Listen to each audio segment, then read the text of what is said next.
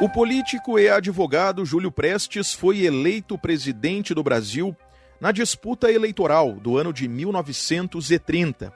No entanto, a chamada Revolução de 1930 resultou em um golpe político-militar que impediu a posse de Prestes, colocando o candidato derrotado, Getúlio Vargas, no cargo mais alto da política nacional. Eu sou o jornalista Diego Brião e o Estação História é uma produção RWCast, que é a central de podcasts do Grupo Rádio Web. Te convido para, a partir de agora, relembrarmos a trajetória do político Júlio Prestes. Júlio Prestes de Albuquerque nasceu em 15 de março de 1882, na cidade de Itapetininga, que fica situada no interior do estado de São Paulo. Ele era filho de militar e se formou advogado, ingressando na carreira política para ocupar cargos como deputado estadual e federal em diversos mandatos, até governar o estado de São Paulo entre os anos de 1927 e de 1930. Era um homem de alguma confiança da oligarquia paulista na transição entre o auge do ciclo de cafeicultura e a aplicação dos capitais do café na economia industrial de São Paulo e região. Ninguém seria, na época dizia presidente, a gente fala governador hoje, do estado de São Paulo, sem o aval da maior parte do Partido Republicano Paulista, que por sua vez era o espelho da liderança política de grandes cafeicultores e alguns industriais nessa escala. Então, o que a gente pode afirmar é que, ao ser governador de São Paulo, Júlio Prestes automaticamente se candidatava ao principal cargo da República, mas a aliança política que o coloca, na época, nos Campos Elíseos, não teve condições de garanti-lo na correlação de forças no Palácio do Catete. Bruno Lima Rocha, cientista político e professor de Relações Internacionais, concedeu entrevista ao Estação História. Na eleição de 1930, Prestes foi o candidato do Partido Republicano Paulista. O adversário foi o gaúcho Getúlio Vargas, do Aliança Liberal. Vargas havia sido o ministro da Fazenda no governo anterior, além de deputado federal e estadual no Rio Grande do Sul.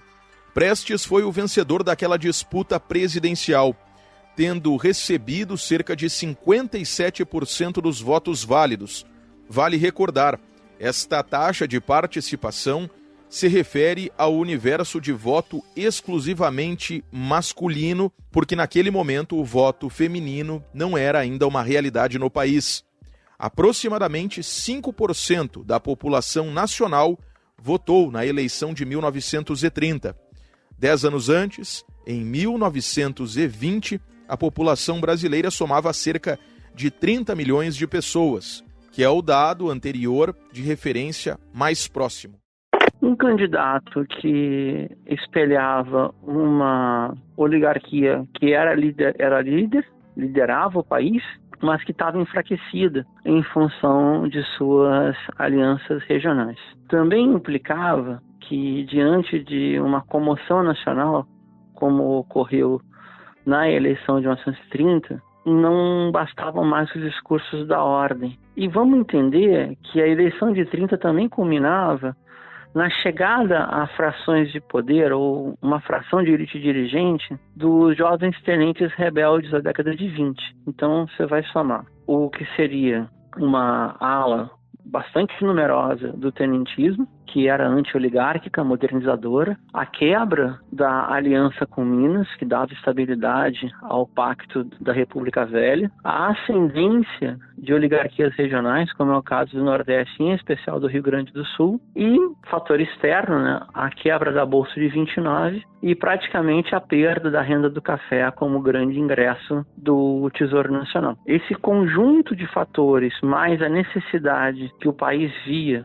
uma parte do país via, de se modernizar, centralizar a administração e buscar uma nação industrial, fez com que a proposta oligárquica perdesse peso entre as elites. O movimento chamado de Revolução de 1930 impediu a posse de Júlio Prestes como presidente da República. Através de um golpe político-militar, liderado pelo candidato derrotado Getúlio Vargas, era finalizado o período da Primeira República, ou República Velha, que havia começado com a proclamação da República em 1889. Com isto, a Junta Provisória assumiu o governo do Brasil, sendo substituída pouco tempo depois por Getúlio Vargas, que permaneceria no poder por 15 anos até 1945. A República Velha era caracterizada por uma aliança de oligarquias estaduais, onde praticamente os partidos eram um espelho de oligarcas nos estados. Um dos fatores que impede a posse de Júlio Prestes é justamente a unidade das duas oligarquias do Rio Grande do Sul. Esse é um fator. O outro é a quebra da aliança, todo mundo conhece dos tempos de escola, do chamado café com leite, como era o pacto entre São Paulo e Minas.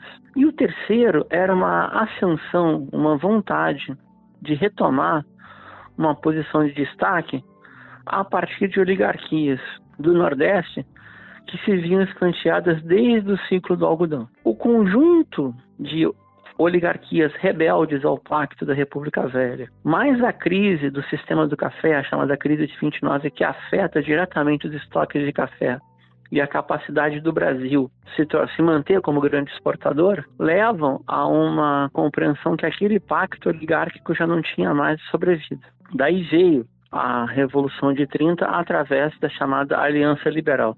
Nem foi uma revolução e nem a aliança era liberal, mas era um ciclo de modernização diante dos desmandos oligárquicos e também uma inflexão centralista, eu diria, porque autoritários eram todos, entre oligarcas regionais e o centralismo necessário para poder organizar uma república de facto. O Brasil se torna moderno só a partir da era Vargas.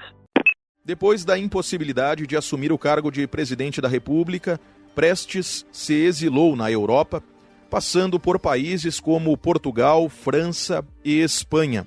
Ele retornou ao Brasil em 1934 e se dedicou ao cultivo de algodão.